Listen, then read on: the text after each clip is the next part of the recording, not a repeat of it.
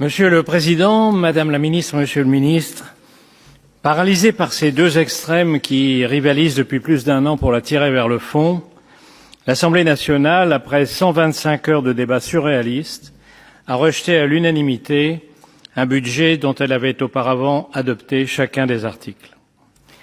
Et le plus étonnant, c'est qu'elle a bien fait, puisque ce budget était devenu un monstre. Quand on examine les recettes et les dépenses prévues, on pense immanquablement au tube digestif d'un bébé glouton, avec un appétit féroce à l'entrée et à l'autre extrémité une irresponsabilité absolue. Jamais encore on n'avait vu un tel empilement de comptes insincères, de lois inapplicables, inconstitutionnelles ou contraires à nos traités, juste pour que les populistes puissent embobiner leurs électeurs avec de l'argent qui n'existe pas. Et en prime, pour les amendements les plus déjantés, cette justification misérable, ce n'est pas grave, le Sénat ou le Conseil constitutionnel les annuleront. Comme les enfants qui disent dans une cour d'école, c'est pour de faux.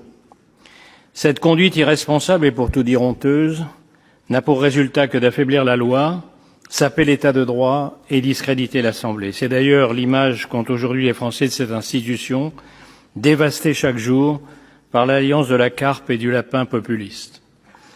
À force de laisser tout dire, tout faire et tout voter, on a permis un mois de propagande folle à grands coups d'éléphantiasis verbal et gestuel. Les télés du bourre-pif et les réseaux antisociaux ont une fois de plus aggravé cette foire à la saucisse fiscale sur le thème de la haine des riches et de la lutte des classes. Devant ce spectacle, le pays hésite entre la crise de nerfs et l'abattement. C'est dans cette atmosphère d'envolée de l'antiparlementarisme que le Sénat va devoir siffler la fin de la récréation. Tous ceux qui voudront en appeler à la raison et mettre en garde contre le risque de faillite de l'État et de la sécurité sociale passeront pour les amis des riches et les ennemis des pauvres. C'est exactement le but des extrêmes, dont le projet n'est pas de construire un budget, mais de tout foutre en l'air, avec une seule devise, je dépense, donc je suis. Partis pour chercher 40 milliards d'économies, les députés sont revenus avec 40 milliards d'impôts supplémentaires, avant de déchirer eux-mêmes leurs copies dans un ultime réflexe d'irresponsabilité ou de lucidité, on ne sait pas trop. Entre-temps, les extrémistes auront prouvé que des parlementaires à jeun sont capables de dépenser plus que des marins ivres. À quelque chose, malheur est bon, l'annulation in extremis par l'Assemblée de son propre vote va ouvrir la règle de l'entonnoir. Les mesures les plus folles de l'extrême gauche et de l'extrême droite ne pourront pas revenir en deuxième lecture.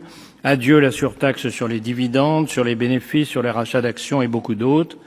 C'était la certitude de l'exode de beaucoup de start-up prometteuses, de la fuite de beaucoup d'investisseurs et d'un clou de plus sur le futur cercueil de nos fleurons industriels.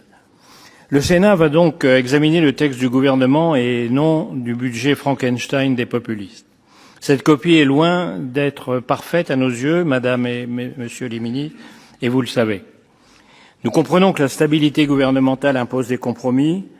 Nous comprenons l'intérêt de permettre au Parti socialiste de résister au harcèlement des injonctions incessantes de LFI, de retrouver sa tradition social-démocrate et la déontologie d'un parti de gouvernement.